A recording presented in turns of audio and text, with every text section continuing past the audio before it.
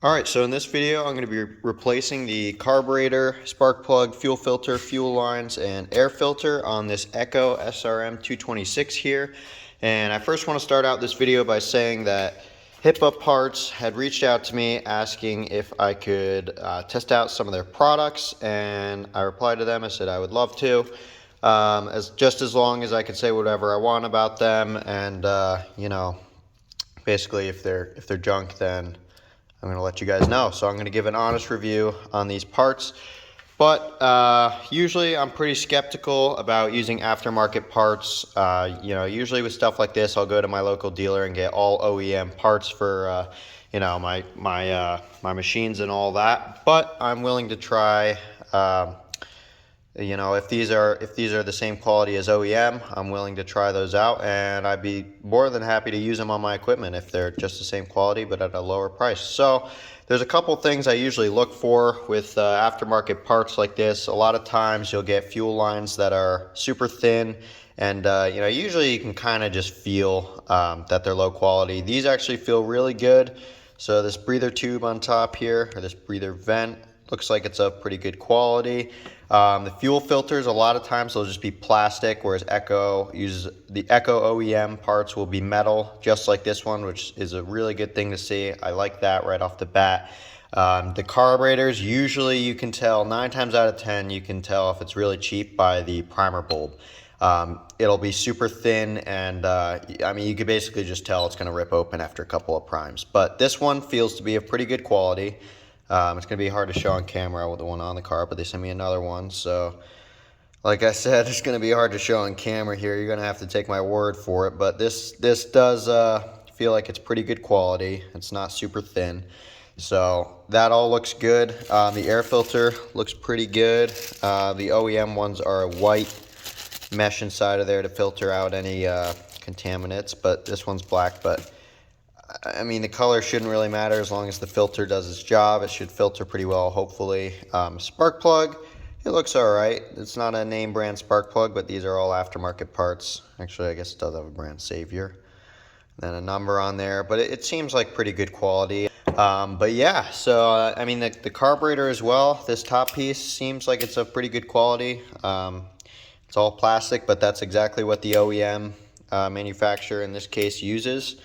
So, right off the bat, these all look good. So let's get to installing them on the machine here. So Echo, I like how it's super easy to work on these. Just going to take this this air filter piece off here, and there should be some bolts to pull off the carb. So this machine did run, but it didn't run well. You kind of had to mess with the choke. We actually took the air filter out of this machine while we were trying to get it to run, so that we could see where the choke position was and try and match that to get to run, because it was in service, and that was kind of a mess. But it did run, it just didn't run well. It really just needed a carb rebuild.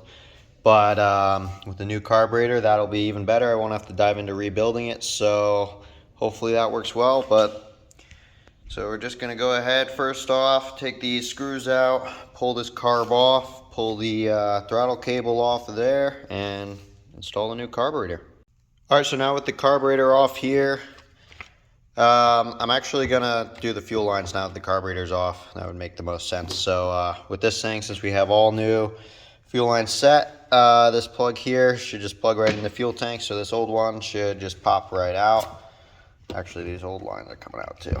But yeah, I might have to use a flathead screwdriver, but that should pop right out. One thing I'm noticing is that vent tube looks like it's a little bit shorter than the ones I got sent, but that's all right. We should be able to just swap that over, or not swap that over, rather. I'm just going to cut some of this line out there to make it nice and short, because I don't want that flopping around the machine like that. It would be no good. So yeah, I'll pop those out. I should be able to just pop the new fuel lines and new fuel filter in there.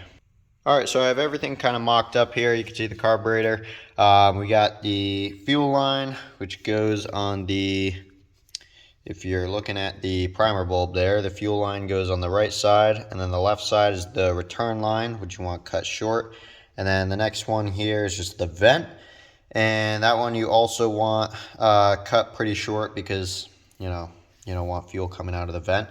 So that's how Echo had it on the machine beforehand. That's how I'm going to reinstall it. Just had to trim up the fuel lines a little bit, but that's all right. The fuel filter looks pretty much identical to the original or OEM Echo one. Obviously the new one's a lot cleaner. Still very good quality. So now we should be able to just pop this back in place. I'll show you the carburetor as well. So this is the old carburetor, which looks almost or pretty much identical to the new carburetor. Show you the other side. This old one's really dirty, so it's going to be a little bit hard to tell. But the tops are also identical. There's really no difference here that I can see, so should be good on that end as well. Yeah, here, I'll show you from the same side so it doesn't look like they flipped it. But yeah, that's identical, so everything's lining up so far. So I'm just going to go ahead and pop this fuel line assembly back into the fuel tank here, and then we'll bolt everything up. They gave me a new gasket there. There's going to be two on the Echo itself, because one of them has to seal against this plastic piece, which will go like that, and then the other one will seal against the other side of the plastic piece onto the carburetor. Alright, so the new carb is all installed here. Got everything hooked up, throttle cable, everything's working good.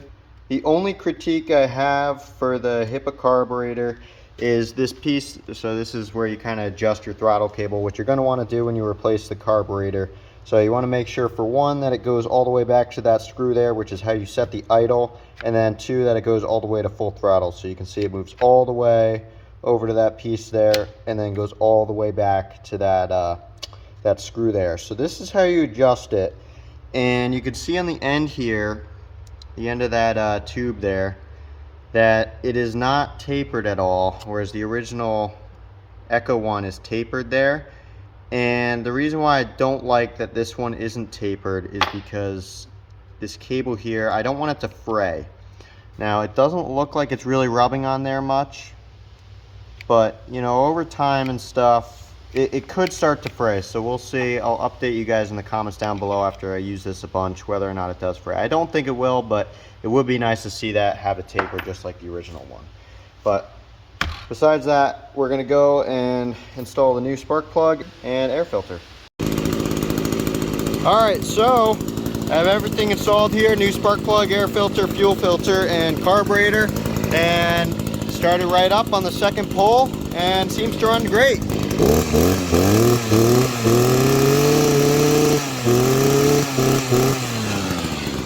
So it seems to run good, especially for an old trimmer. So yeah, that's going to be pretty much it for this video.